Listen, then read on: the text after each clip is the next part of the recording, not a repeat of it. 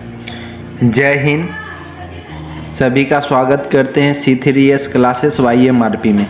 आज हम लोग देखेंगे RRB ग्रुप डी एग्ज़ाम जो 6 अगस्त हुआ उसका फर्स्ट शिफ्ट प्रश्न का एनालिसिस करेंगे। चलिए शुरू करते हैं पहले प्रश्न से। डेंड्राइट से प्राप्त होने वाले संदेश आगे किस भाग में जाता है? तो ऑप्शन हो जाएगा आंसर ए। चलिए इसका आंसर ए हो जाएगा, टिक करते चलिएगा। और इसका एक्सप्लेनेशन दिया, उसको व्याख्या पढ़ लीजिएगा। प्रश्न नंबर 2 पे चलते हैं।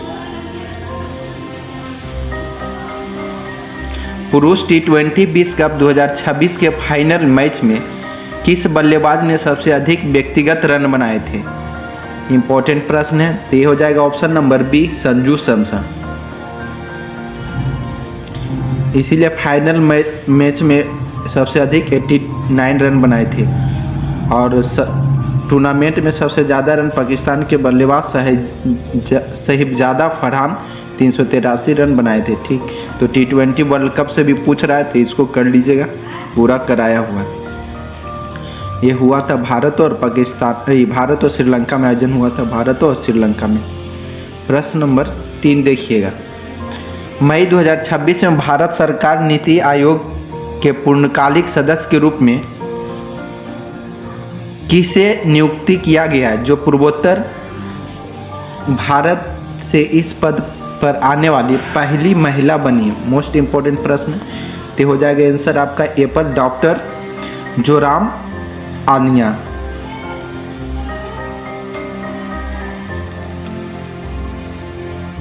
प्रश्न नंबर 4 देखिए। नीति आयोग के बारे में पूरा याद रखिएगा। नीति आयोग की स्थापना 1 जनवरी 2015 को हुआ था।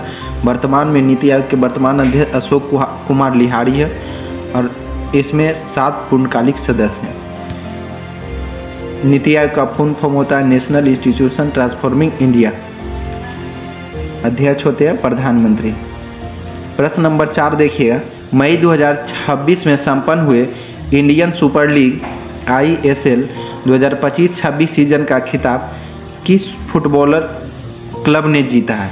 तो ऑप्शन नंबर बी हो जाएगा East Bengal FC। East Bengal FC।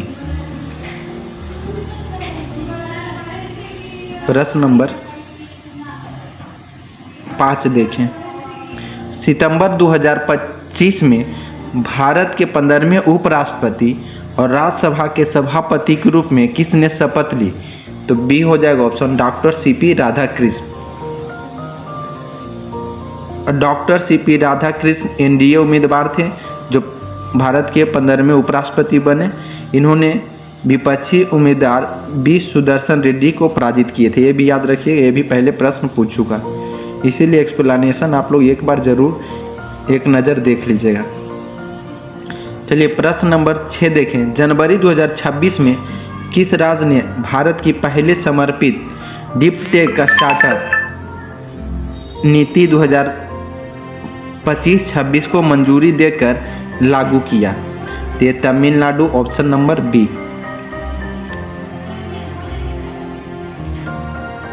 प्रश्न नंबर 7 देखिए।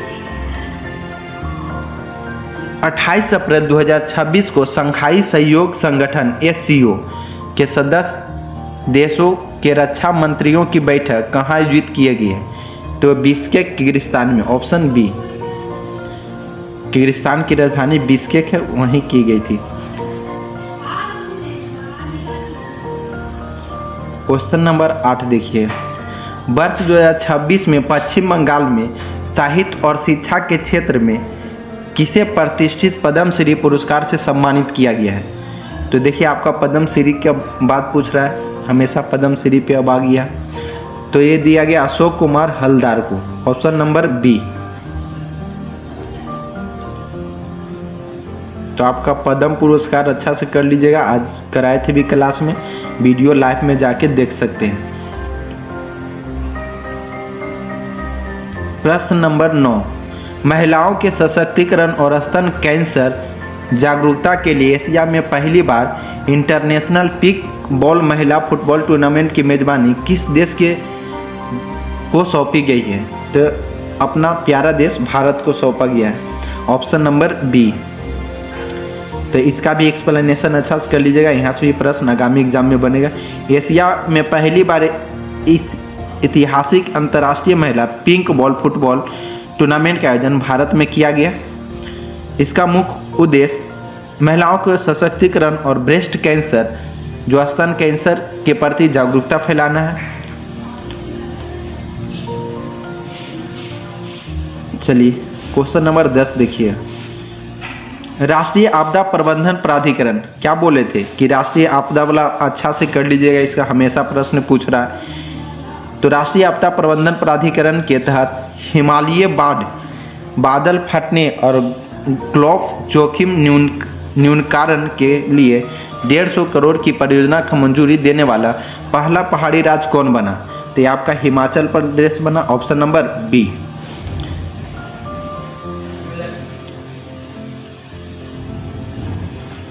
प्रश्न नंबर 11 देखिए। 11 मार्च 2026 में संसद में दी गई जानकारी के अनुसार भारत सरकार ने भारत 6G मिशन के तहत स्वदेशी अनुसंधान को बढ़ावा देने के लिए कितने परियोजना को मंजूरी दी है? तो ऑप्शन नंबर बी हो जाएगा 104।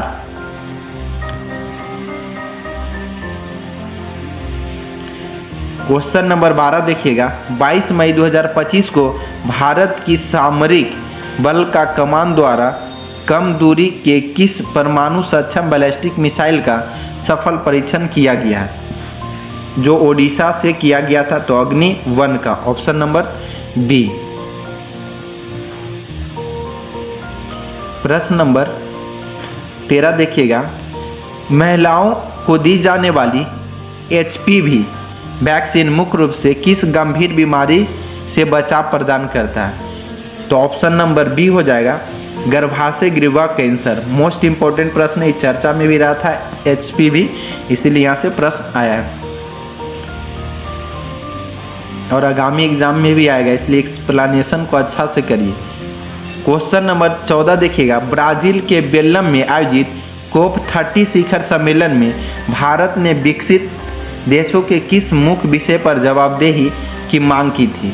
तो ऑप्शन नंबर बी हो जाएगा क्लाइमेट यानी जलवायु वित्त और जलवायु न्याय, climate finance and climate justice के लिए। चलिए प्रश्न नंबर 15 देखिए। केंद्रीय कैबिनेट द्वारा स्वीकृत संशोधित खेलो इंडिया योजना 2026-31 के तहत खेल उत्कृष्टता सुनिश्चित कराने के लिए किस समग्र ढांचा को शामिल किया गया है?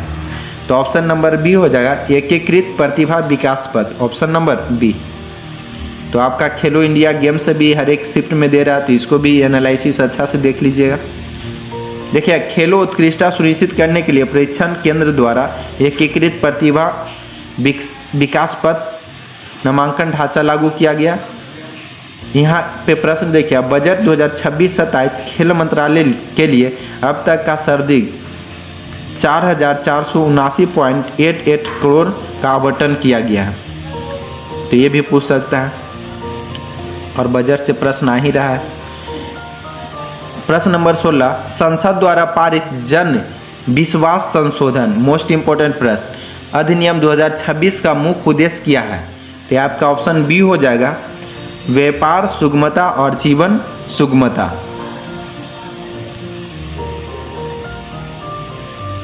चलिए प्रश्न नंबर 17 देखिए। अंतर्राष्ट्रीय बुकर पुरस्कार 2026 की अंतिम सूची में शामिल प्रसिद्ध ऐतिहासिक उपन्यास द डायरेक्शन के लेखक कौन है? तो ऑप्शन नंबर बी हो जाएगा डेनियल केहलमैन। डेनियल केहलमैन।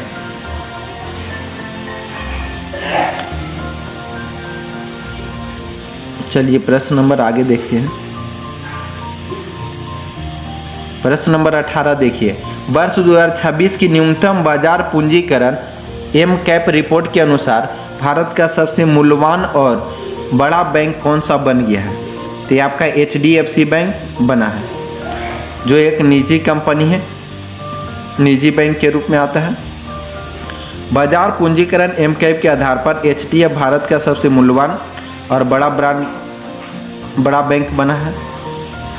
और संपत्ति और ग्राहक आधार के मामले में एसबीआई, तो ये भी प्रश्न पूछा जा सकता है, इसलिए एक्सप्लेनेशन कर लीजिए।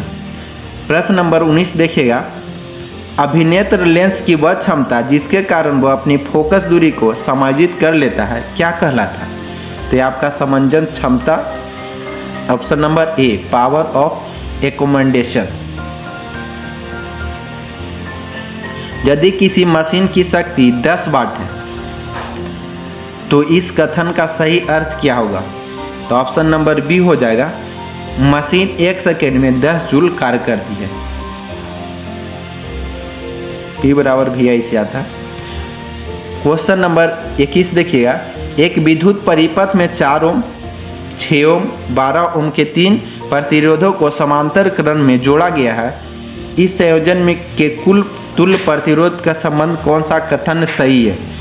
तो ऑप्शन नंबर बी हो जाएगा, तुल्य प्रतिरोध 2 ओम है जो सबसे छोटे व्यक्तिगत प्रतिरोध से कम है।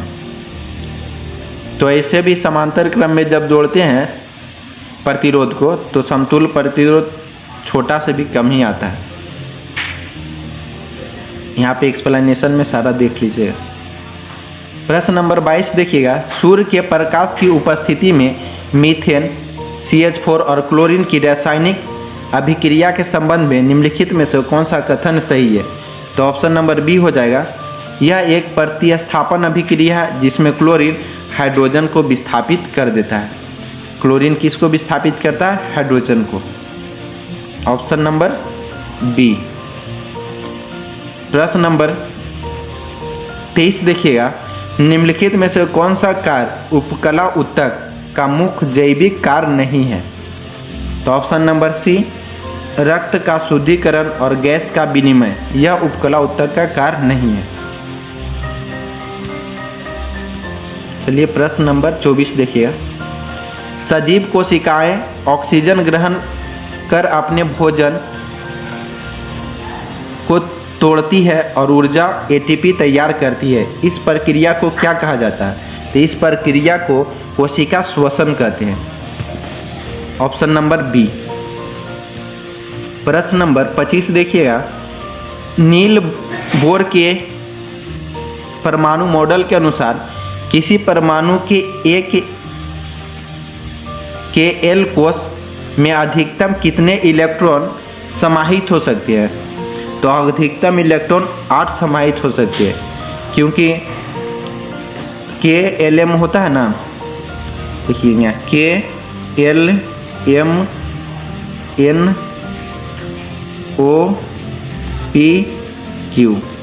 तो ये जो है KL, तो ये जो होता है ऊर्जा के बढ़ते क्रम होता है, तो अधिकतम 8 इलेक्ट्रॉन। इसका फार्मूला याद रखिएगा 2n²। KLM बराबर नेचुरल नंबर n बराबर 1 से होता है।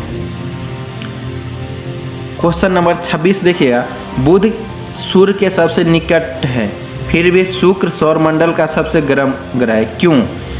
ऑप्शन नंबर बी, घने CO2 वायुमंडल और ग्रीन हाउस प्रभाव के कारण, यानी CO2 अधिक उपस्थिति के कारण ऐसा होता है। क्वेश्चन नंबर 27 देखिएगा, एक समान वृत्तीय गति में कौन सी भौतिक राशियां क्रमशः स्थिर और परिवर्तित होती है?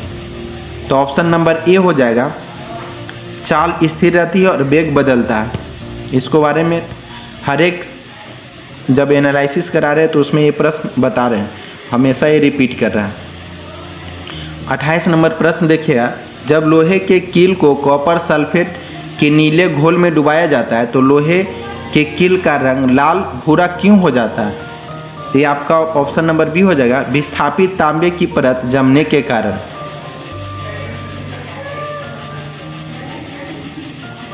क्वेश्चन नंबर 29 देखिएगा, एक विस्थापन समय ग्राफ में यदि समय को अपरिवर्तित रखते हुए प्रत्येक बिंदु का विस्थापन का मान दोगुना कर दिया जाए तो ग्राफ और समय अक्ष के बीच के क्षेत्रफल पर क्या प्रभाव पड़ेगा? तो ऑप्शन नंबर सी हो जाएगा, क्षेत्रफल दुगुना हो जाएगा।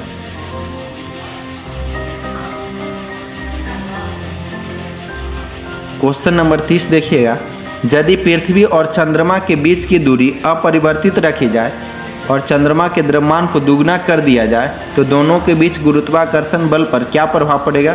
तो बल दुगना हो जाएगा, F/m1m2y/r² से। फार्मूला देखिए, F/m1m2 बटा डिस्टेंस या r² रहता है फार्मूला में। चलिए क्वेश्चन नंबर 31 देखिएगा, पानी से भरे बीकर में आंशिक रूप से डूबी हुई पेंसिल पानी और हवा की सतह पर मुड़ी हुई या तिरछी दिखाई देता है, इसका मुख्य कारण क्या है? तो ये आपका प्रकाश का अपवर्तन के कारण टेढ़ा मेढ़ा दिखता है। प्रश्न नंबर 32 देखिएगा, यदि आप एक उच्च ऊष्मा उत्पन्न करने वाले विद्युत तापमान बनाना चाहते हैं तो परिपथ के नियमों के अनुसार उसका विशिष्ट प्रतिरोध कैसा रखना चाहिए? तो उसका विशिष्ट प्रतिरोध हाई होना चाहिए, यानी उच्च या अधिकतम। प्रश्न नंबर 33 देखिएगा, केंद्रीय बजट 2026 में घोषित उत्तर भारत का पहला राष्ट्रीय मानसिक स्वास्थ्य और तंत्रिका विज्ञान संस्थान निमहांस 2 कहाँ स्थापित किया गया है? तो ये ऑप्शन नंबर बी हो जाएगा, रांची, झारखंड। निमहांस से भी प्रश्न उठ रहे हैं तो इसको कर लीजिएगा, अच्छा से बता दिया गया। क्वेश्चन नंबर 34 देखिएगा, किसी खाद्य श्रृंखला में सामान्यतः केवल 3-4 कोशीय स्तर ही क्यों होते हैं? ऑप्शन नंबर बी, क्योंकि ऊर्जा का स्थानांतरण के 10% नियम के कारण। और ऊर्जा जो 10% का नियम है लिंड्समैन दिया था। क्वेश्चन नंबर 35 देखेंगे, अल्ट्रासोनिक तरंगे धातुओं से अशुद्धि को कैसे साफ करती है? तो उच्च आवृत्ति वाले कंपन और कंप्यूटेशन प्रक्रिया द्वारा। Option number B. 35 प्रश्न आज मिले थे जिनका पूरा एनालिसिस करवा दिए हैं और जितना भी आंसर दिए हैं सारा ऑथेंटिक है, इसलिए आप लोग सपोर्ट करें, सब्सक्राइब, लाइक, शेयर जरूर कर दें। धन्यवाद।